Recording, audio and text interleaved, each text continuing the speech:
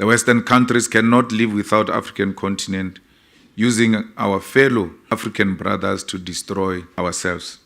We call for peace in the land of Thomas Sankara of Burkina Faso, who paid the price of his own blood by the coup orchestrated by the Western. We call for peace in Sudan and reconciliation of the Sudanese people.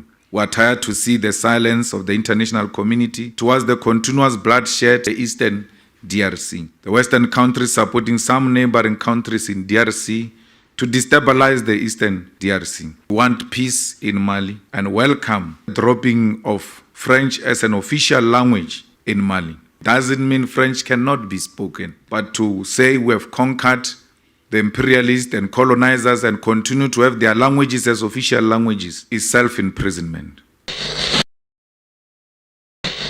South Africa's foreign policy and its sovereignty has been undermined by NATO forces and the USA. Members of the international community will take this opportunity to call for a meaningful solidarity with Palestine. Under the EFF government, there will not be the Israeli embassy in South Africa until there is peace in Palestine. We must not just pay a lip service when people are dying in their numbers. The people of Palestine continue to suffer unspeakable human rights violations, and their land is annexed constantly. Their children are murdered, their sites to practice religion are destroyed, while the whole world watches. I say so because we are the beneficiaries of international solidarity ourselves. If there was no international solidarity support to South Africa, we're not going to be where we are. And this is our turn to also show support to all those who are being oppressed by other nations. We want the people of Western Sahara to have their land back without any interference by Morocco.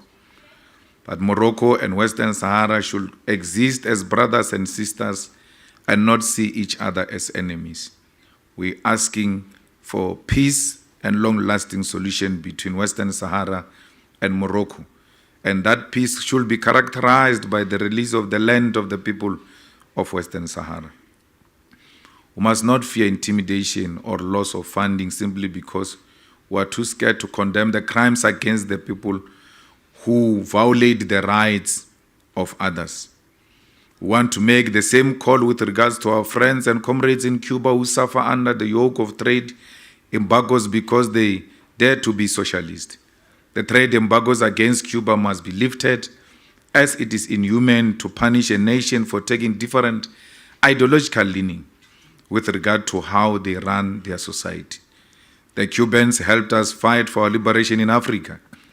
They continue to help the whole world with quality healthcare interventions, and they don't send soldiers to go and bombard other people's nations. They send doctors to go and save life and make sure that our people receive the primary health care. We are calling for an end to ideologically inspired sanctions by nations in the West that are used as a tool to undermine the sovereignty of nations in the global South and Africa. We call for lifting of sanctions in Zimbabwe, not that we agree with the people, with the government of Zimbabwe or the president of Zimbabwe, but it is the people, the ordinary people of Zimbabwe who are suffering under these sanctions. And we want the sanctions lifted, and we want the people of Zimbabwe, particularly those who are in South Africa, to return back to Zimbabwe and make their own determination as to how they want their country to succeed. But that country will never succeed under the sanctions. Africa has been independent for more than 60 years, yet we experience challenges of development even after 6 years of independence. The Western countries cannot live without the African continent, using our fellow African brothers to destroy ourselves. We want peace in Mali and welcome the dropping of French as an official language in Mali. That is one progressive movement doesn't mean French cannot be spoken. But to say we have conquered the imperialists and colonizers and continue to have their languages as official languages is self-imprisonment. We call for peace in the land of Thomas Sankara of Burkina Faso, who paid the price of his own blood by the coup orchestrated by the Western.